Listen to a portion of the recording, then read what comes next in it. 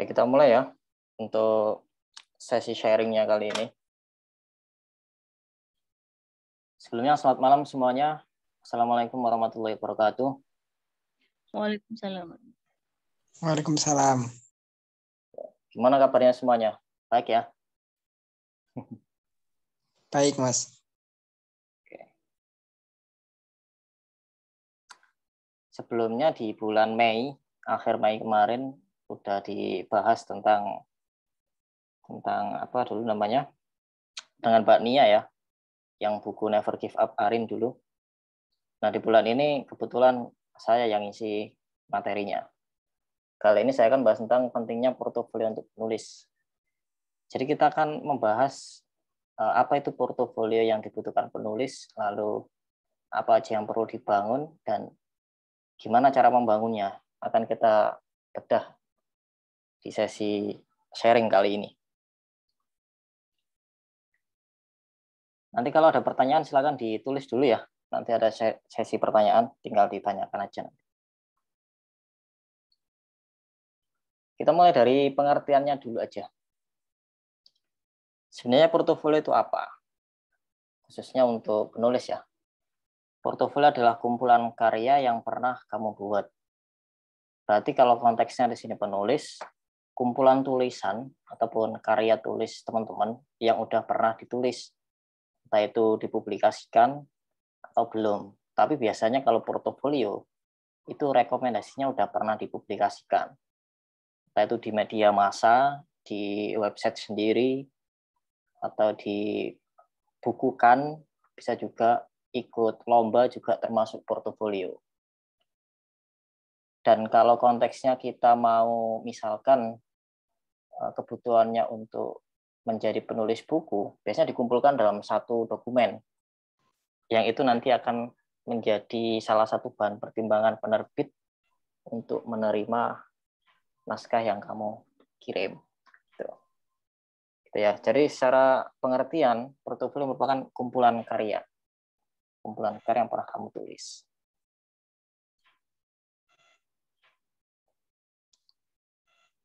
Nah, karena Cetak Pustaka merupakan platform kepenulisan, maka kita akan bersinggungan dengan penulis.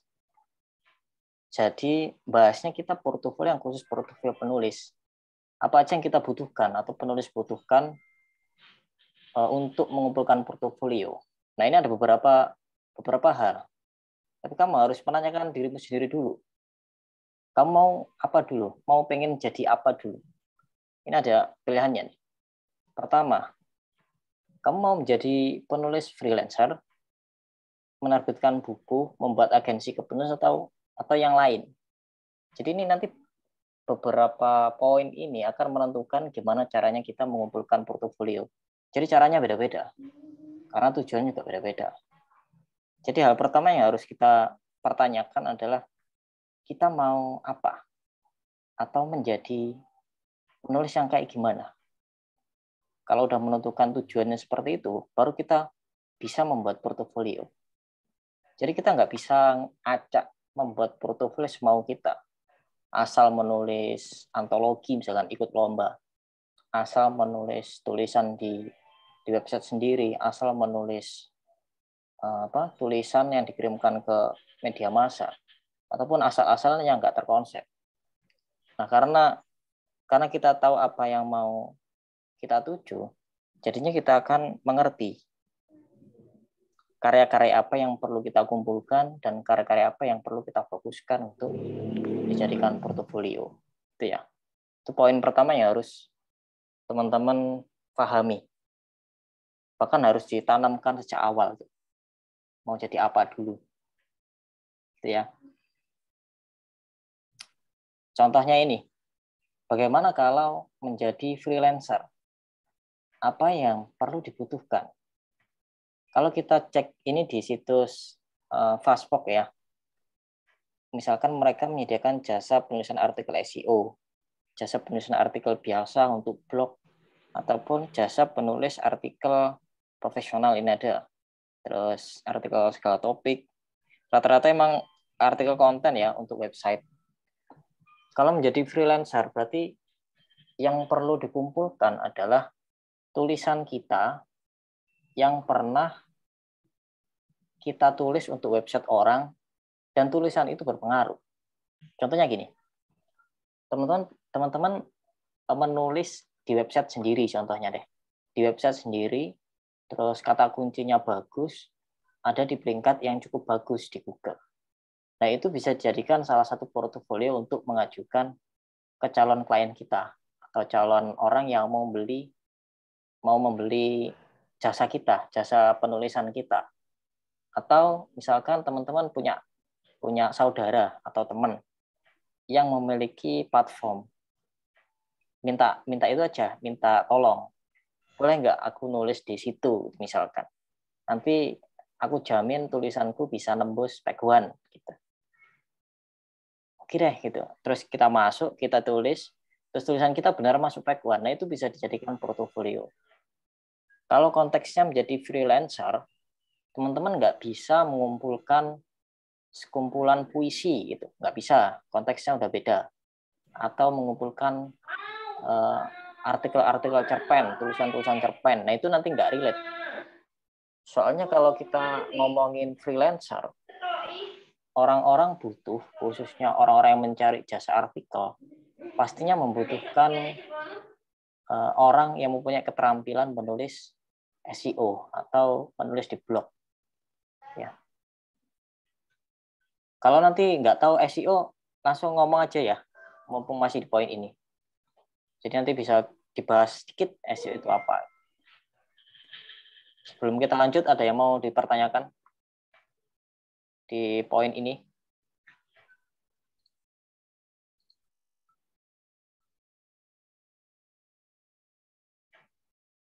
Kalau nggak ada, lanjut ya.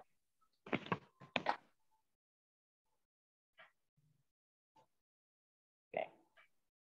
Kedua, kalau teman-teman mau mendirikan agensi kepenulisan, apa yang perlu dikumpulkan? Tulisan apa yang perlu dikumpulkan? Berarti pertama, sama seperti freelancer. Freelancer, teman-teman bekerja secara mandiri, mengumpulkan tulisan secara mandiri. Kalau bedanya dengan agensi, teman-teman bekerja secara kolektif atau mempunyai tim. Dan tingkat profesionalitasnya juga agak berbeda gitu ya.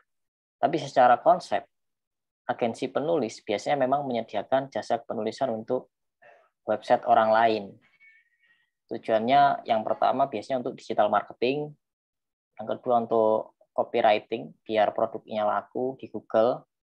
Terus yang ketiga biasanya untuk artikel SEO biasa, untuk meningkatkan orang-orang biar tahu gitu. Istilahnya itu meningkatkan engagement lah, atau impresi orang terhadap bisnisnya itu. Ya.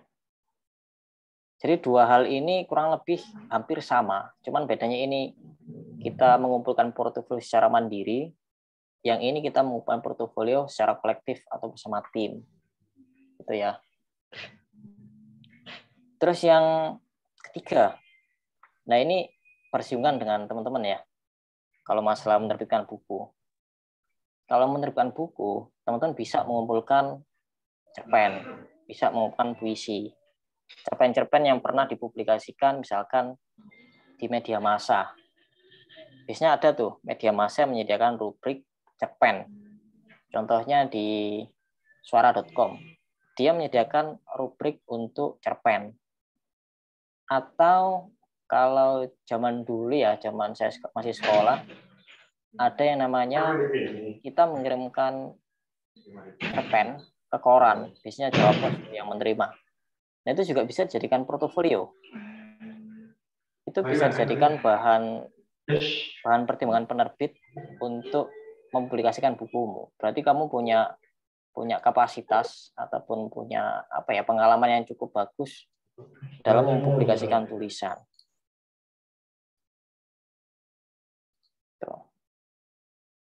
Contoh halnya di Tak Pusaka misalkan ya. Kalau kita memilih penulis, itu pasti berdasarkan riwayat yang cukup jelas. Pertama, dia punya portofolio tulisan, udah pernah nulis. Ini poin yang wajib. Kedua, dia punya buku, pernah punya buku. Ini poin plus, poin tambahan. Kalau belum punya buku nggak masalah. Tapi kalau punya buku itu menjadi poin plus. Yang kedua, dia pernah menerbitkan tulisannya di media massa ataupun website-website penerbitan kayak gitu ya. Ini Mbak Nia ada nggak di sini ya? Halo Mbak Nia. Ada ya? Ya, ada. Nah, ini contohnya Mbak Nia. Dulu ketika saya menerima naskahnya Mbak Nia, itu saya cek dulu itu. Mbak Nia dulu sempat itu ya ngirim di Duta Pusaka juga ya. Iya, lengkap sama CV saya itu. Opini, bukan yang itu tulisan opini kalau nggak salah ya. Oh, iya betul yang teladan sedekah itu ya Mas ya. Iya Iya benar. betul. Nah itu juga menjadi salah satu pertimbangan. Dan sebelum dikirimkan ke Duta Pustaka juga pernah menerbitkan buku. Betul ya Mbak Nia ya? Iya betul. Jadi wawancara. Nah kayak gini teman-teman ya. Contohnya kayak Mbak Nia gini. Jadi ketika kita punya portofolio dan portofolionya itu pas dengan tujuan kita, maka akan memudahkan kita meraih apa yang kita tuju itu.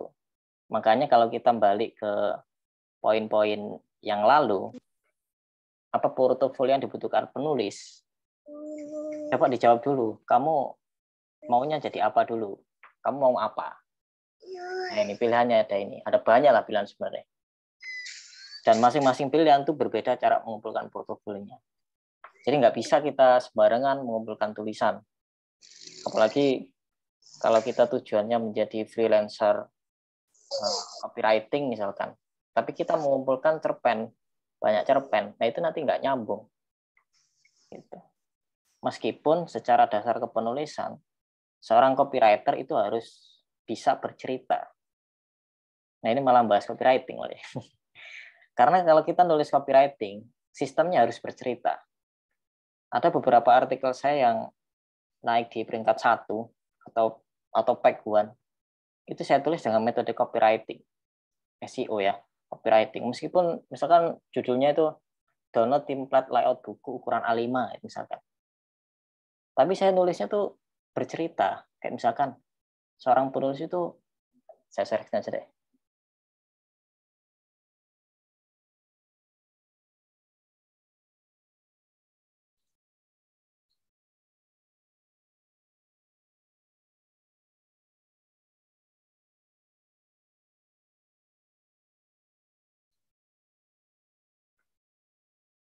Kelihatan nggak ya ini ya? Kelihatan nggak? Siapa aja boleh jawab? Kelihatan, Kak. Masuk di sini. Ini apa? Gambar apa ini sekarang? Di situ. Download template layout. Ini ya. Oke. Kita bahas sedikit tentang copywriting ya. Kita sambung-sambungkan ke portofolio sebagai freelancer. Nah, ini teknik yang sering saya gunakan ketika membuat copywriting, khususnya nih impresi ya. Tujuan saya di sini impresi orang-orang untuk melihat Duta Pustaka. Contohnya kayak gini. Jadi kita membuat artikel yang punya nilai story. Jadi orang baca itu enggak apa ya, enggak bosan gitu. Jadi enak. Kayak diajak bercanda, kayak misalkan di sini ada hehe kalau salah. Nah ini kasih hehehe gitu. Jadi nggak sekedar nulis biasa. Nah ini nanti ilmu kayak gini bisa teman-teman pelajari di kelas ngeblog juga ada ini. Di kelas ini ada. Kebetulan saya yang ngajar di sini. Tapi udah cukup lama vakum ini kelas. Tapi nanti bakalan ada lagi nih. Itu mempelajari tentang copywriting. Gimana caranya mengkisahkan satu buah produk yang mana itu orang-orang bacanya itu nggak kayak mau ditawarin produk secara langsung gitu, tapi diajak pelan-pelan masuk ke produk kita. Nah, itu yang dibutuhkan oleh penulis freelancer. Yang poin ini tadi. Ini. Yang dibutuhkan oleh penulis freelancer dalam mengumpulkan portofolio. Gitu ya. Oke, kita lanjut. Nah, sampai sini udah ada gambaran belum ya? Udah punya satu tujuan apa? Kita mau jadi apa? Penulis yang seperti apa? Udah ada gambarannya belum, teman-teman? Misalkan kita pengen jadi penulis buku, gitu misalnya. Berarti udah tahu nih apa yang perlu kita kumpulkan. Atau teman-teman mau jadi, aku mau jadi penulis ini aja deh, freelancer, khusus cerpen, bisa nggak ya? Bisa aja. Nah, ini juga bisa aja. Menulis freelancer, menulis cerpen. Tapi, nah ini ada tapinya tadi. Teman-teman harus tahu siapa yang akan teman-teman kirimkan. Biasanya beberapa website emang menyediakan semacam rubrik khusus untuk cerpen. Dan itu biasanya teman-teman juga dibayar. Itu bisa untuk portofolio. Tapi ya menurutku kurang bagus ya. Nggak cocok sama tujuan. Nah ini sedikit quotes nih. Sesuaikan portofolio berdasarkan apa yang ingin kamu capai, khususnya dalam bidang penulisan. Kalau kamu ingin jadi penulis buku, maka kumpulkan portofolio yang hubungannya dengan buku. Contohnya, pernah menulis bukunya dalam konteks kepengarangan ya, misalkan novel ataupun puisi gitu, bukan buku non fiksi ya. Kita ngomongin fiksi dulu. Misalkan pernah menulis cerpen di website A, di website pribadi, di website penerbit A, penerbit B, atau pernah mengirimkan cerpen di media massa, atau juga pernah mengirimkan cerpen dan lolos menjadi finalis di antologi gitu. Nah ini juga bisa jadi portofolio yang ditulis di CV-nya tuh udah bagus tuh. Gitu ya. Oke. Kalau kita udah tahu tujuan, kita mau jadi penulis seperti apa, terus kita tahu penulis seperti ini membutuhkan portofolio yang seperti ini, maka gimana cara membangun portofolio? Nah, ini pertanyaan yang cukup menarik ini. Oke. Poin pertama, teman-teman menulis di platform penulisan. Ada Wattpad, ada Novelmy, ada banyak platform penulisan, ada KBM, ada GWP juga, Gramedia Writing Project itu. Itu bisa teman-teman manfaatkan untuk membangun portofolio. Nggak usah misalkan gini ya, teman-teman punya harapan diterbitkan, tapi harapan itu nggak usah teman-teman jadikan prioritas utama. Nanti kalau harapannya nggak tercapai, teman-teman malah sakit hati gitu ya. Anggap aja kita di situ ingin membuat portofolio. Barangkali ada penerbit yang ngelirik terus suka, nah itu kan menjadi poin tambahan gitu. Ternyata yang awalnya ingin jadikan portofolio bisa dilamar oleh penerbit, kan mantep juga gitu loh.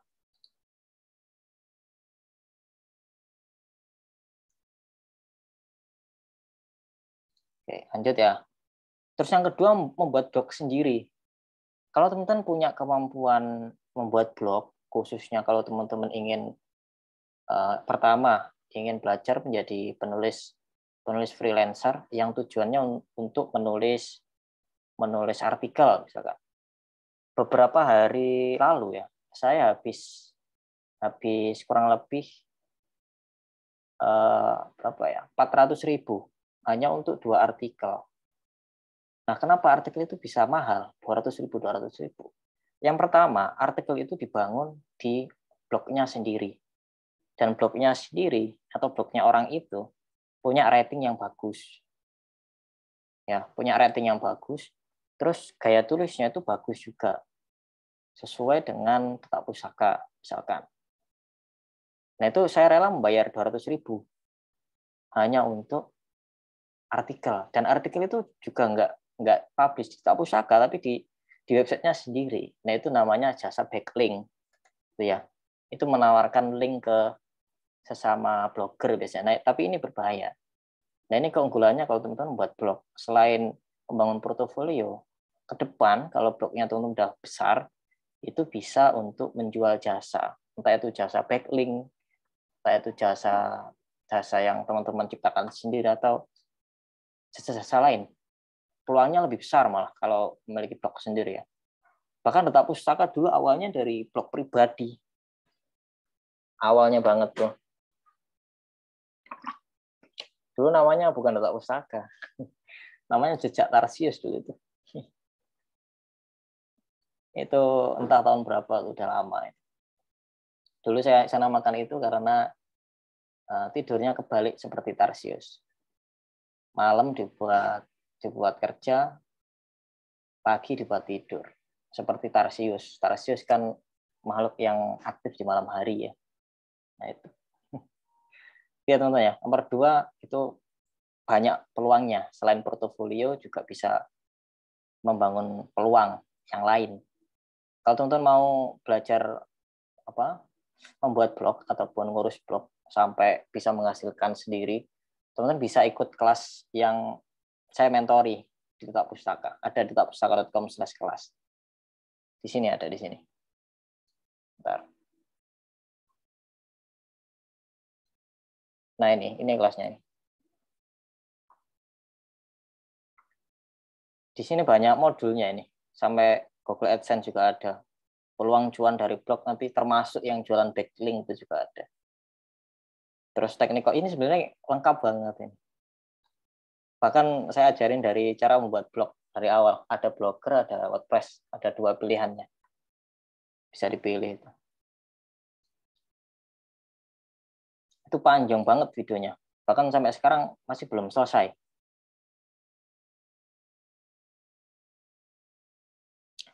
Lanjut ke poin ketiga, mengirimkan karya ke media massa. Media massa ini seperti media nasional ya, media besar seperti Kompas, lalu seperti suara.com, atau media-media yang besar. Ini portofolionya bahkan lebih bagus dibandingkan kita menulis di blog sendiri, karena secara de facto lah kita diakui, berarti kalau tulisan kita publish di media lain, berarti media itu mengakui kalau tulisan kita bagus. Itu lebih bagus. Ya. Terus yang keempat. Siapa ini?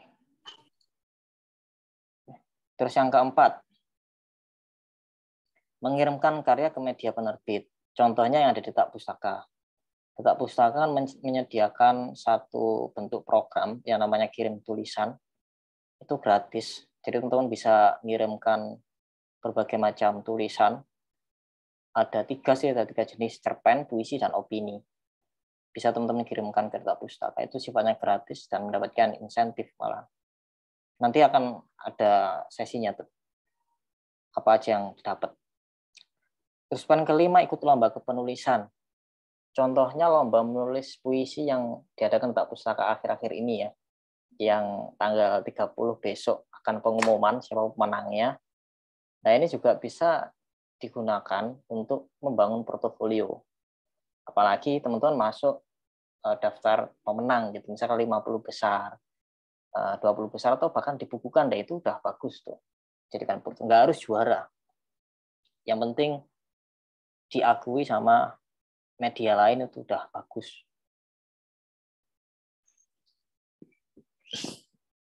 Oke, lanjut. Nah, kita sambungin ke poin keempat ya. Kamu bisa mencoba kirim tulisan dari Data Pustaka. Nah, ini contohnya. Ini ada beberapa karya dari teman-teman kontributor ya, saya menamainya. Karena berkontribusi artikel di Data Pustaka. Ini ada cerpen, puisi. Ini dari Ayla, Adila, Griffith, ini cukup sering juga. Jadi ini beberapa portofolio yang bisa jadikan bahan untuk mengajukan, misalkan kalau konteksnya di sini untuk penerbitan buku. Contohnya teman-teman mau menerbitkan buku di Gramedia misalkan, mengirimkan naskah di Gramedia, terus mencantumkan portofolio cerpen saya pernah dipublikasikan di website penerbit ini itu pasti akan jadi nilai pertimbangan. Atau dikirimkan ke Data Pustaka deh. Data Pustaka kan memiliki program kirim naskah ya. Itu kirim naskah untuk mewadahi teman-teman yang punya naskah dan nggak mau mengeluarkan biaya penerbitan, itu bisa dikirimkan ke situ. Cuma nanti akan ada seleksi.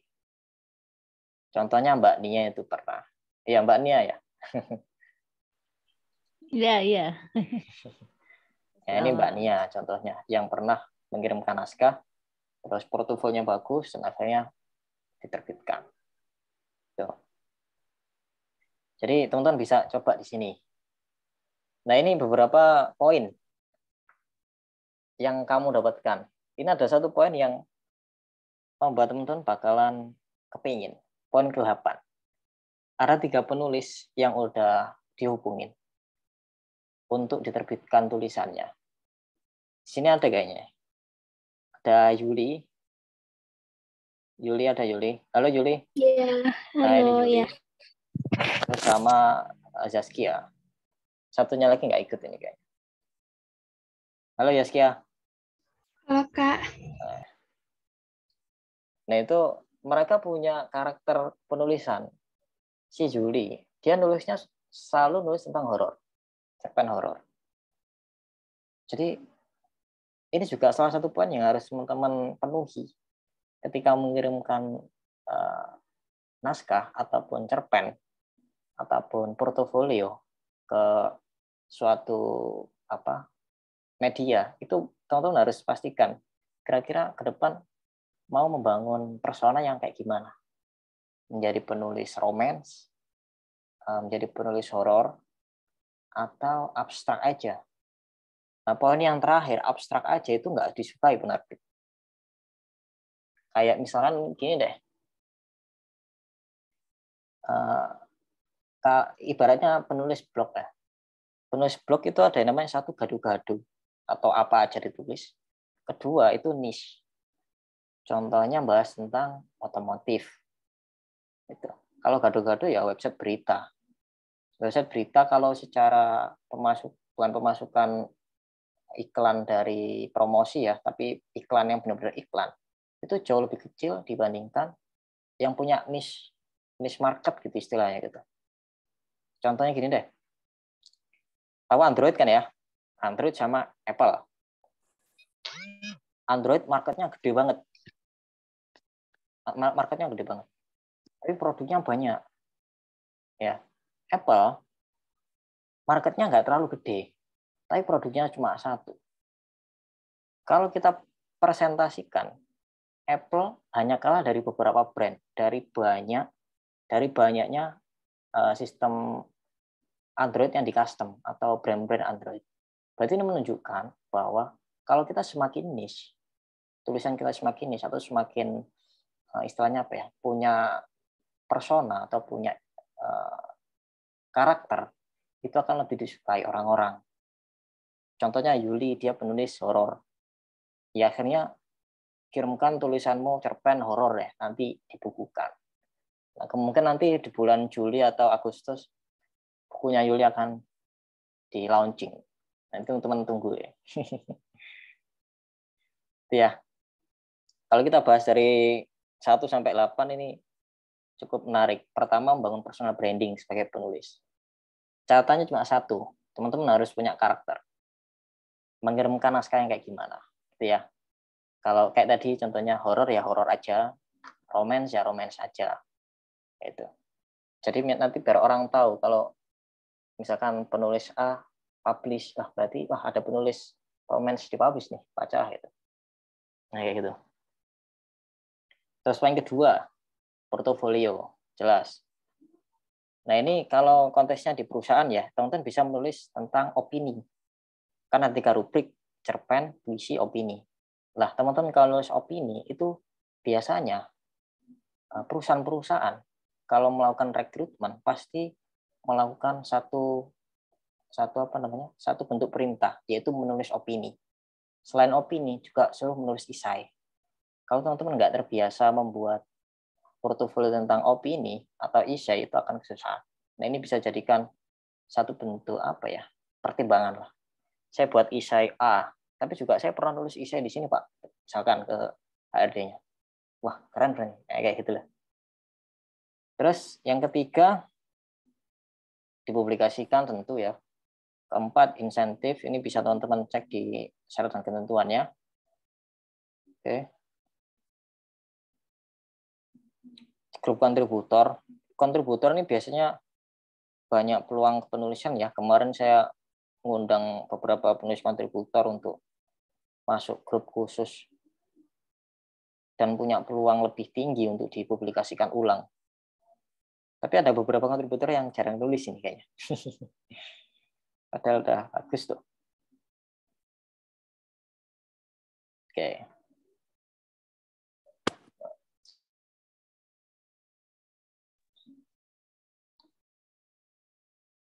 Oke. Berarti udah paham ya.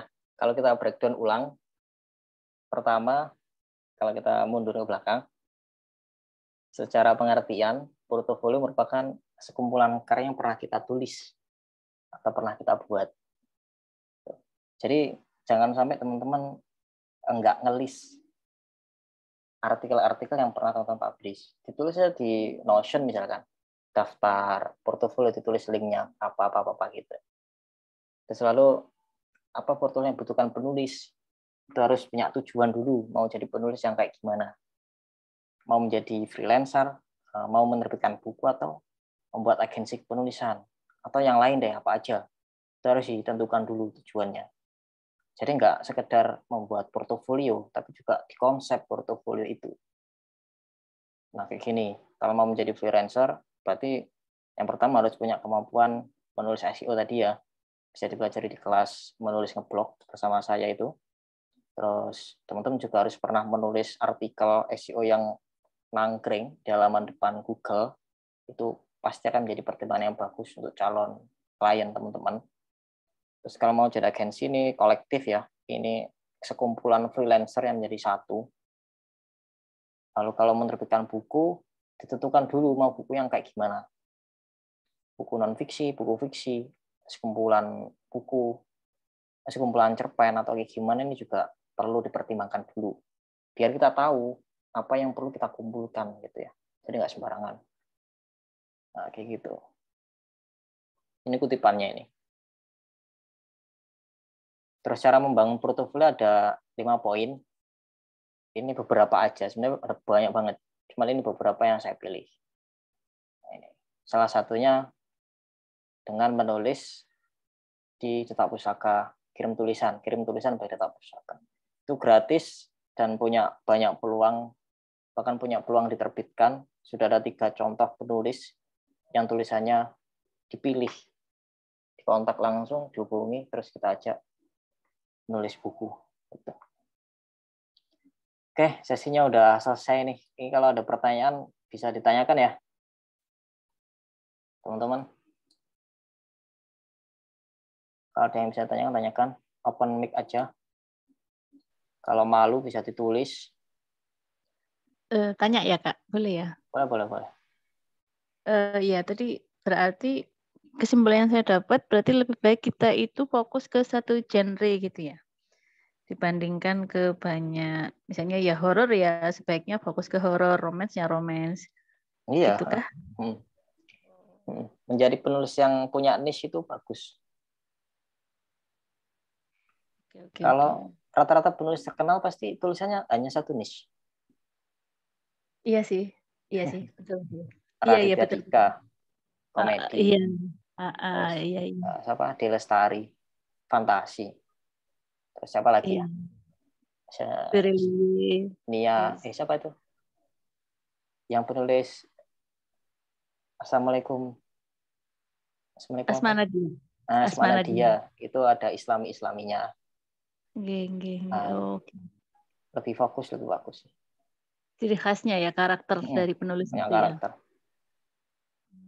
Ya, soalnya sempat pengen horor tapi saya juga punya banyak referensi tentang horor gitu. Jadi memang sebaiknya kalau saya misalnya romance ya udah romance aja, cuman mungkin beda ceritanya, beda sasarannya gitu ya Kak ya. Iya, benar. Boleh. Oke. Terima kasih. Siap, sama-sama. Ada lagi teman-teman? Ya, Mas Arif. Boleh. Gimana? Mas Putra? Kalau saya lebih suka menulis tentang kerasan saya sendiri, itu kira-kira masuk kategori apa ya? Kalau itu bisa untuk buku. Oke, semacam senandika gitu ya. Bisa Soal untuk buku. sekali keresan-keresan yang masuk. Sebenarnya mau aku tulis sih, cuma aku bingung aja ini kira-kira kalau misalkan aku kirim ke media ini masuknya kemana gitu loh. Gitu. Ya, ya. Ya, Kalau begitu Mas. contohnya kayak gimana contohnya? Ya semacam keresahan saya tentang apa ya, tentang kehidupan ini semakin keras atau apalah.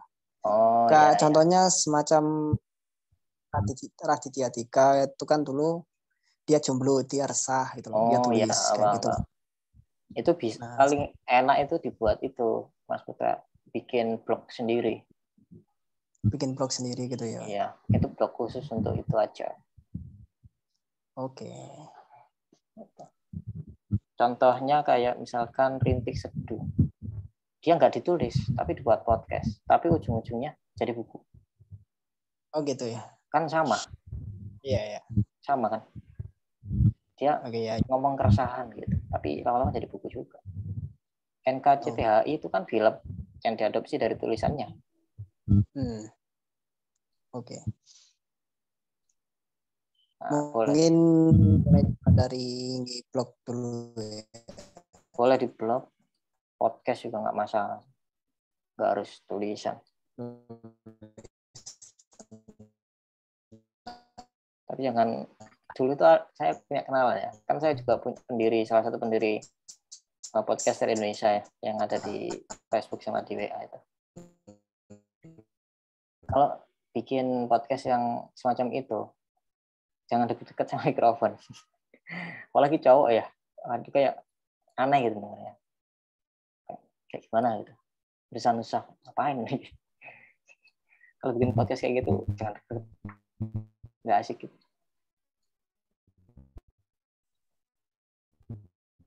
Oke, ada yang lain tanya? Teman-teman yang lain?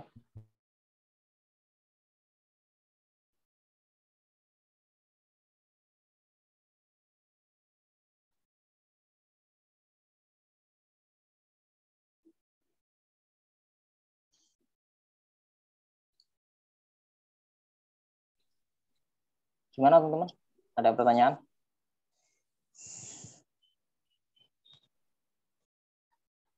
Kalau malu ngomong, chat aja nggak apa-apa. Di chat.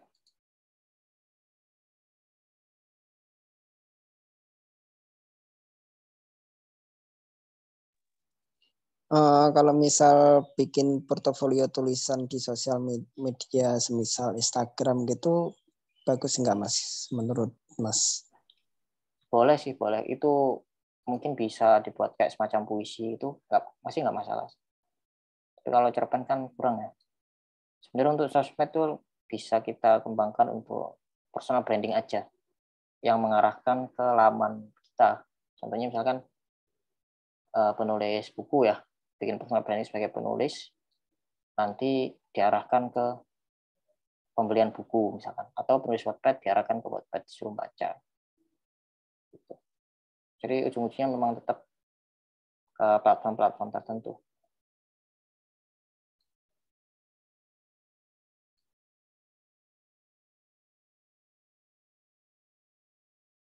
Yang lain kalau malu bisa ditulis ya di chat. 15 menit lagi nanti kita akhiri untuk sesi sharingnya ini. Mumpung ada waktu 15 menit bisa kita diskusi.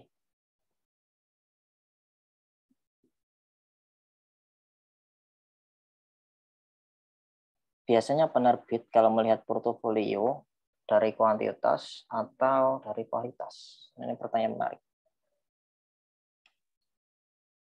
Pertama pasti dilihat, yang pertama ya, orang mata melihat pasti dari kuantitasnya, secara mata. Terus nanti dilihat, dibaca satu-satu. Kalau bagus, 2 cerpen gitu misalkan, udah bagus. Biasanya nggak dilanjut tuh. berarti ya udah lolos. Macam itu. Tapi kalau banyak dan isunya nggak bagus atau kurang menarik, ya ujung-ujungnya nggak berguna juga, nggak membantu. Tetap yang utama memang kualitas. Kualitas penting, cuman bukan yang utama. Gitu, Mbak Rachel.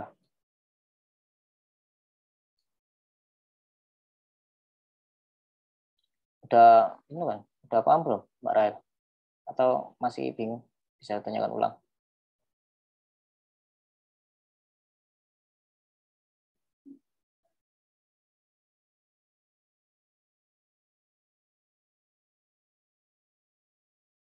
Oh iya, iya.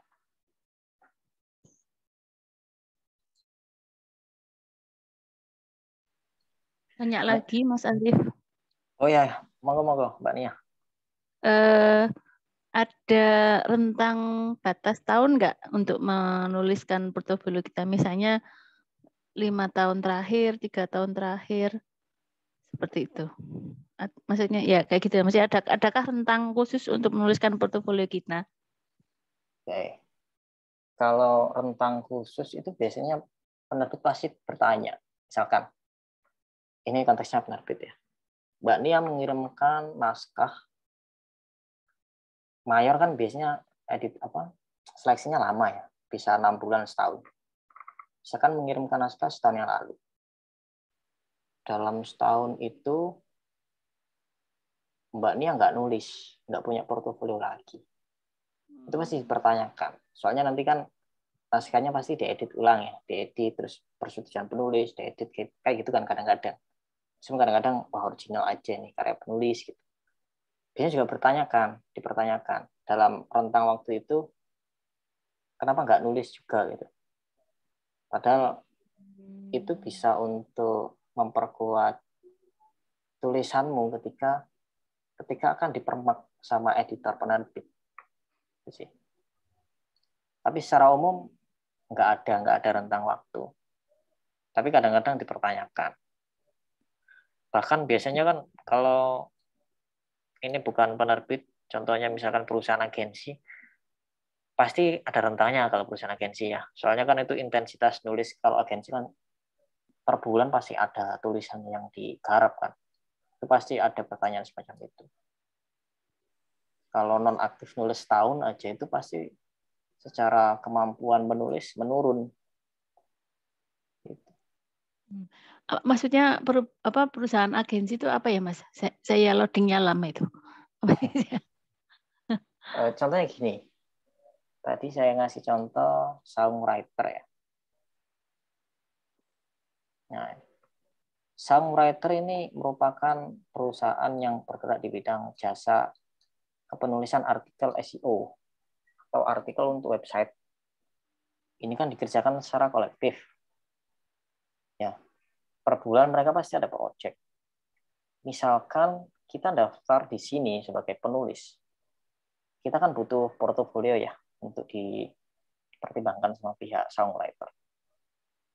Nah, di sana kalau kita biasanya kalau untuk perusahaan-perusahaan agensi kepenulisan pasti dikasih rentang minimal 1 tahun terakhir, tulisan 1 tahun terakhir.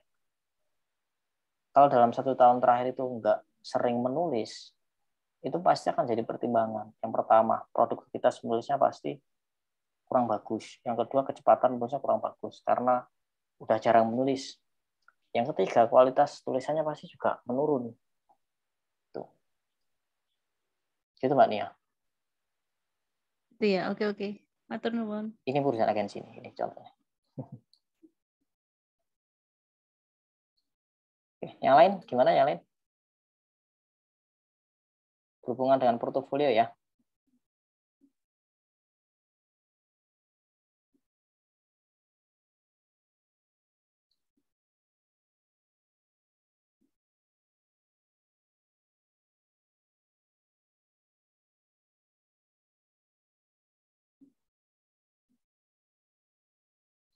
Gimana yang lain?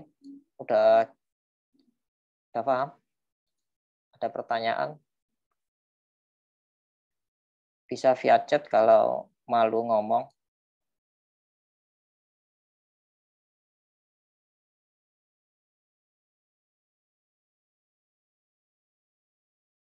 Kalau nggak ada, kita tutup aja untuk sesi sharingnya di bulan ini. Bulan depan akan ada sesi sharing seperti ini lagi, namun berbeda pembicara. Untuk sharing seperti ini biasanya kita adakan setiap akhir bulan ya. Harinya kadang-kadang minggu. Kalau nggak minggu ya hari aktif di jam-jam seperti ini. Habis Isya gitu, jam 19.15. Bentar.